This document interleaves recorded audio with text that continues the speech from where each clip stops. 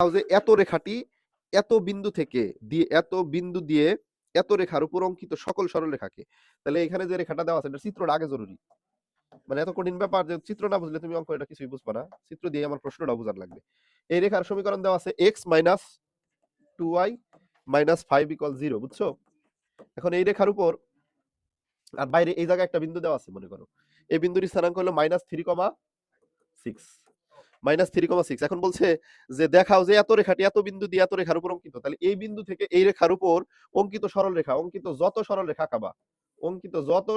আঁকাবা ওই বিন্দু থেকে এই রেখার উপর যতগুলা সরলরেখা আঁকাবা সবগুলো সরলরেখাকে, মনে করো এই বিন্দুর স্থানাঙ্ক এ ধরলা, এটা বি, এটা সি, এটা ডি, এটা ই, এটা এফ, এটা যত সরলরেখা আঁকাবা সবগুলো সরলরেখাকে এই যে এই বিন্দু, এই সরলরেখা x - 2y + 5 = 0 সরলরেখা সমদ্বিখণ্ডিত করবে। এই বিন্দু থেকে, দেখো চিত্র আঁকাইছি তাও বোঝো নাই, এই বিন্দু থেকে এই রেখার উপর যতগুলা সরলরেখা আঁকানো যায় আঁকাও, এই সবগুলা সরলরেখাকে এই সরলরেখা সমদ্বিখণ্ডিত করে।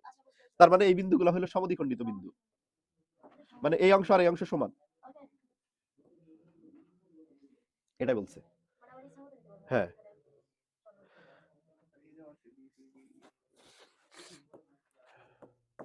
দড়ি বিএফ সরলরেখার উপর যে কোনো বিন্দু, সবগুলা বিন্দু নিয়ে তোর প্রমাণ করার দরকার নাই, একটা যদি প্রমাণ করতে পারি তাহলেই তো হলো।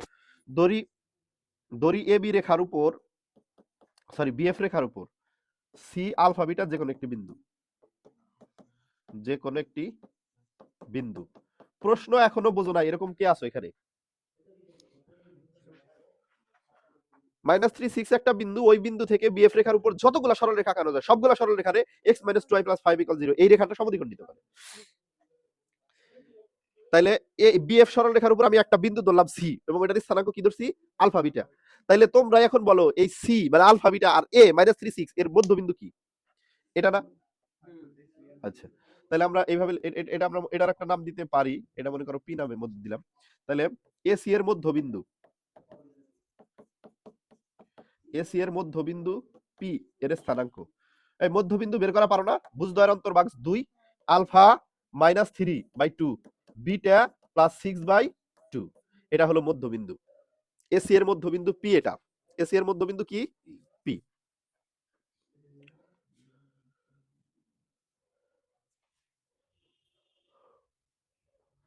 এসি এর মধ্যবিন্দু পি এর স্থানাঙ্ক আমরা পেয়ে গেলাম এই মুহূর্তে, তাই না?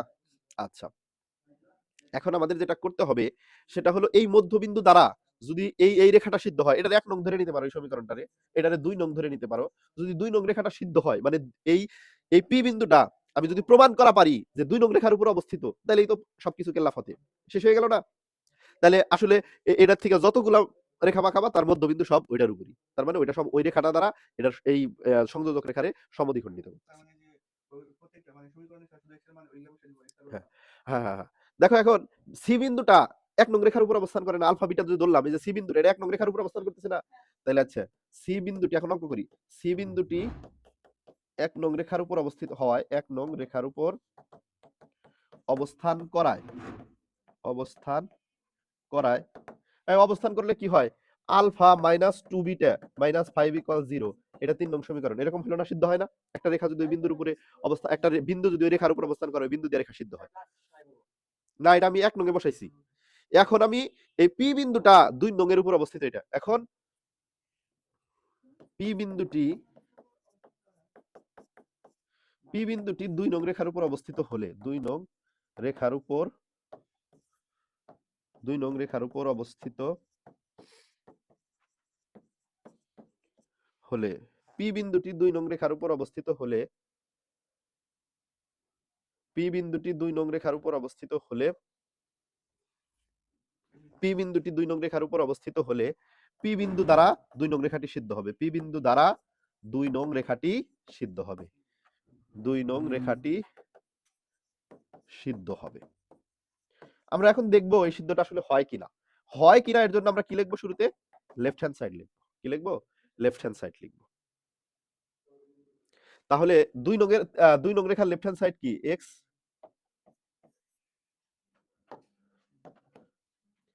x - 2y + 5, এটা হলো লেফট হ্যান্ড সাইড। x এর মান তাহলে কি? এই যে আলফা -3/2, আর y এর মান কি? Beta +6/2। Alpha -3/2 minus 2 into beta plus 6/2 plus 5। তাহলে এই2 আর এই2 কাটা যায়, তাই না?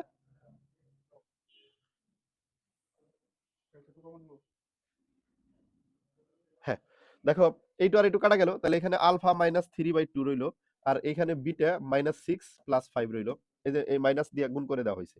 এখন যদি আমরা লসাগু করি তাহলে কি আসে? 2 হলো লসাগু।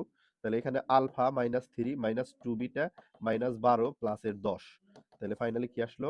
আলফা মাইনাস 2 বিটা 12 আর 3 হলো 15। 15 থেকে 10 বাদ দিলে মাইনাসের 5/2। এই 3 নং রেখায় আমরা 3 নং রেখাটা কি পাইছি দেখো তো? 3 মানে ওই যে সি বিন্দুটা আলফা বিটাটা 1 নং এ বসানোর ফলে আমরা একটা কন্ডিশন পাইছি alpha minus 2 beta minus 5 equal 0। ওইটা যদি এখানে বসিয়ে দেই তাহলে 0 না? 3 নং হতে মান বসিয়ে 3 নং হতে মান বসিয়ে তাহলে এখান থেকে যে কথাটা দাঁড়াইলো সেটা হলো অর্থাৎ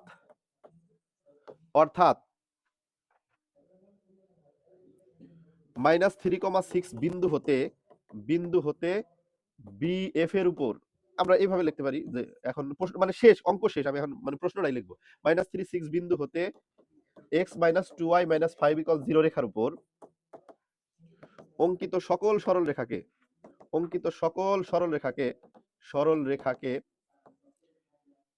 x - 2y + 5 = 0 রেখাটি সিদ্ধ করে।